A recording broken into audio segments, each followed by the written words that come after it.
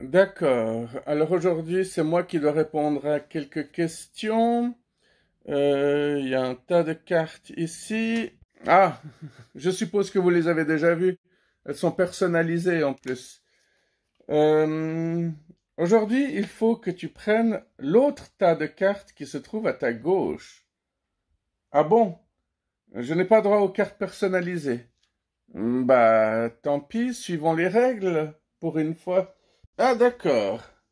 Alors moi, je dois répondre à ces questions-là. Soit. Ah, ça va pas être facile d'en puiser une dans tout ce tas. Ok, alors, première question. Est-ce que tu es allé voir Blanche-Neige? C'est ça votre première question? Vous vous foutez vraiment de ma gueule. Oh. Alors, non, évidemment, j'adore le long métrage animé de Walt Disney, mais par contre, le film, comment dire, il y a un fait, c'est que je serais extrêmement intéressé de rencontrer quelqu'un qui me dirait justement, ah, moi j'adorerais aller voir Blanche-Neige, c'est dans mes priorités. Je pense que ça peut être très intéressant de discuter avec ce genre d'individu et de lui redonner un sens à sa vie. Parce que franchement, je pense que ce film est ce qu'il y a eu de pire dans le wokisme, alors que je suis quelqu'un qui défend le wokisme, alors c'est pour dire. Mais évidemment, dès qu'il y a des dérives ou des extrêmes, je ne peux pas cautionner. Bien. Alors, est-ce que tu penses que l'été est déjà terminé? Alors, c'est l'occasion de ressortir ce bon vieux gag qui disait en Suisse, il y a l'hiver et le mois de juillet, et encore, même ça, c'est en train de s'écrouler en ce moment. Il n'y a même plus le mois de juillet. Bon, par contre, il y a eu des grandes chaleurs au mois de juin, mais ce n'était toujours pas assez chaud pour les personnes qui adorent la canicule. Voilà. Hum, Est-ce que l'intelligence artificielle est une bonne chose? Alors ça, je la voyais presque venir. Euh, oui, oui, alors je vais ressortir un exemple dont on parle régulièrement sur cette chaîne. Un couteau, hein, tu peux soit l'utiliser pour mettre du beurre sur tes tartines, soit tu peux l'utiliser pour tuer quelqu'un. Donc l'intelligence artificielle, c'est la même chose. D'ailleurs, elle sert déjà à tuer des gens dans les guerres. Elle ne sert pas qu'à créer des personnalités à poil en train de faire l'amour. Elle n'est pas encore en train d'écrire suffisamment bien ou de faire suffisamment de bonne musique pour nous dépasser. Par contre, c'est très intéressant de réunir plein d'éléments sur un même dessin. Par exemple, si tu as envie de voir un ours, un crocodile, un tigre sur la même photo, en train de poser calmement, pour ça, c'est génial, l'intelligence artificielle. Alors, je suis toujours très réticent, hein. À la base, j'étais réticent contre le téléphone portable, ensuite j'ai été réticent contre Internet. Je savais que ça allait avoir des dérives. Quand les réseaux sociaux sont arrivés, j'avais déjà vu le déclin de la société. Je savais que tout allait se casser la gueule, que la société merdique allait devenir une société de chiasse. Mais on finit par y adhérer, hein. Les gens qui ne voulaient pas un téléphone portable en ont tous un, ou presque. J'admire ceux qui ont encore les premiers modèles, hein, les téléphones Nokia qui servaient à téléphoner, justement. Parce qu'on oublie qu'un téléphone portable sert à communiquer, téléphoner. Je voyais d'un très mauvais œil la disparition du dictaphone, de la calculatrice. Mais heureusement, nous ne verrons pas encore la disparition du livre. Ça, je suis persuadé que ce sera éternel, même si, comme dans Fahrenheit 451, les pompiers brûlent les livres afin que l'être humain n'atteigne pas la connaissance. Alors, ça, on y est, on est dedans, mais on arrive encore à résister et on les laissera pas gagner, hein, tous ces connards. Les gens qui disaient à l'époque qu'ils n'utiliseront pas Internet utilisent tous Internet, peut-être pas quotidiennement, mais ils l'ont tous utilisé au moins une fois. Et ce sera pareil pour l'IA. Mes premiers pas avec l'IA, c'était pour apprendre de nouvelles langues. C'était pour perfectionner mon anglais et mon allemand. Bien. Est-ce que la jeunesse est décadente? Alors, il y a des questions auxquelles tu peux donner plusieurs réponses et toutes ces réponses sont justes. Hein? Si tu dis que la jeunesse est décadente, tu as raison. Mais si tu dis que la jeunesse n'est pas décadente, tu as également raison. On ne peut pas mettre tout le monde dans le même panier. Hein? Personne ne me fera croire que tous les jeunes sont stupides. Loin de là. Au contraire, certains ont une très grande connaissance parce qu'ils s'intéressent à des choses, mais en même temps, quand on a l'image de l'adolescent tout le temps sur son téléphone, bah, c'est pareil pour les adultes. Les adultes qui critiquent les plus jeunes, c'est juste parce qu'ils sont jaloux. Ils auraient bien voulu avoir une vie comme ça. Tu les vois tous en train de dire, ah, moi, à mon époque, je sortais, j'allais grimper aux arbres, jouer dehors. Tu parles. À l'époque, il y en a déjà qui restaient enfermés chez eux, à regarder des films toute la journée ou à regarder leur ordi, à faire des jeux vidéo à longueur de semaine, à longueur de saison. N'oublions pas tous ceux qui sont rapidement devenus des piliers de bar. Hein. Il y a toujours eu des gens qui se sont ennuyés. C'est pas comme si avant tout le monde s'amusait. Il y avait déjà des gens qui allaient tous les jours au bistrot, qui prenaient évidemment de l'alcool et qui sont devenus alcooliques. Aujourd'hui, ils sont pas très beaux à voir, mais en ce qui me concerne, je trouve qu'ils avaient déjà des sales gueules à l'époque. En plus d'être des grandes gueules, absolument. Non, j'ai espoir en la jeunesse. C'est quand même eux qui sont censés nous sauver. Donc ça peut faire peur si on ne regarde que les cas sociaux. Par contre, il faut savoir regarder ailleurs aussi. Hein. Bah, finalement, c'est comme dire que tous les Noirs sont des dealers, de dire que tous les Arabes sont des voleurs, que toutes les femmes sont des putes. Pour moi, c'est exactement le même genre de question, hein, de demander si les jeunes sont décadents. Absolument pas.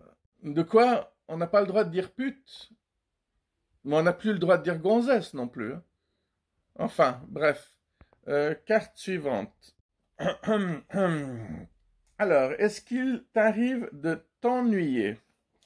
Non, jamais. Et je ne comprends pas les gens qui arrivent à s'ennuyer. Je donnerais énormément pour pouvoir m'ennuyer à nouveau un jour dans ma vie. Non, je trouve que 24 heures, c'est très peu. Je n'ai jamais le temps de faire tout ce que j'ai envie de faire. Je ne pourrai jamais lire tous les livres que j'ai envie de lire. Je ne pourrai jamais voir tous les films que j'ai envie de voir. Je ne pourrai jamais écouter toute la musique que j'ai envie d'écouter. Et une fois que quelque chose me plaît, j'ai envie de le refaire. Quand un livre me plaît, j'ai envie de le relire. Donc finalement, je ne m'en sortirai jamais. J'adore écrire, j'adore me promener, faire des balades. Non, je suis un amoureux de la vie et quand on est amoureux de la vie, on ne peut pas vraiment s'ennuyer. Que penses-tu des gens qui se disent écologistes mais qui prennent quand même l'avion? Bah, ils vont pas tout faire à la nage, ils vont pas tout faire à pied non plus. Alors, le vélo est toujours une excellente solution, mais tout le monde n'est pas suffisamment sportif pour ça. Ce type qui a fait le tour du monde à pied, il a pris quand même des sacrés risques. C'est pas donné à tout le monde. Bon, je sais pas comment il a fait pour traverser les océans. Il a certainement fait de la nage. Ou il a peut-être pris une barque et il a eu de la chance de ne pas croiser des requins. On critique souvent les stars, enfin les musiciens par exemple qui font des tournées.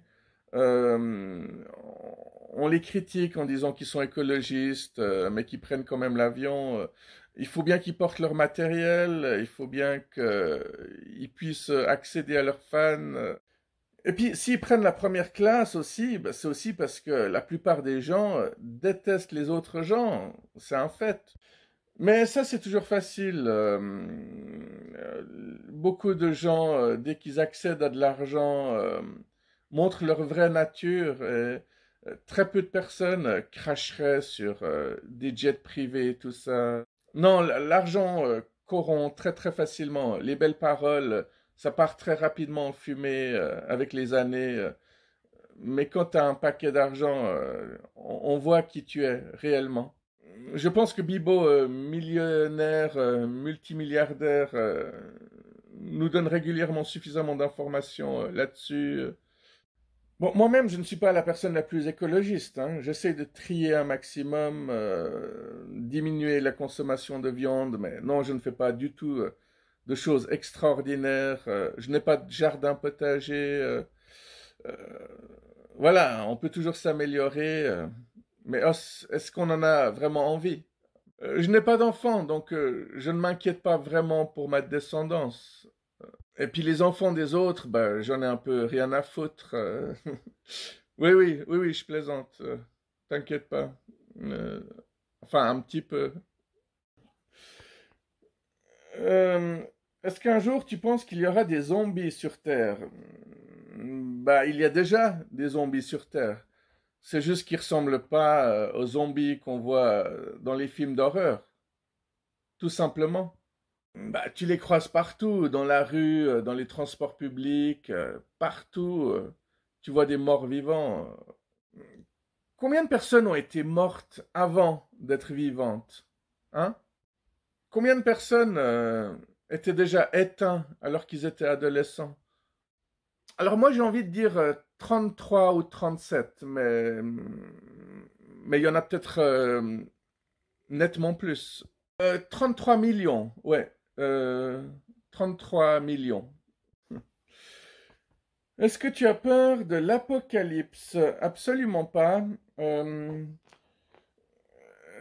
non, j'ai très envie de discuter avec les quatre cavaliers de l'Apocalypse. Je suis sûr que autour d'une table, on pourrait refaire le monde. Je m'inquiète pas plus pour Armageddon. Tout a une fin et toutes les belles choses finissent par se terminer. Non, j'ai nettement plus peur de la vieillesse et de la maladie. Mais la mort elle-même, elle fait pas vraiment peur. Par contre, je serais terrifié à l'idée d'être enterré vivant, hein. Qu'on ait l'impression que je sois cliniquement mort, qu'on me mette dans une tombe, qu'on m'enterre. Ça, je ne le supporterais pas.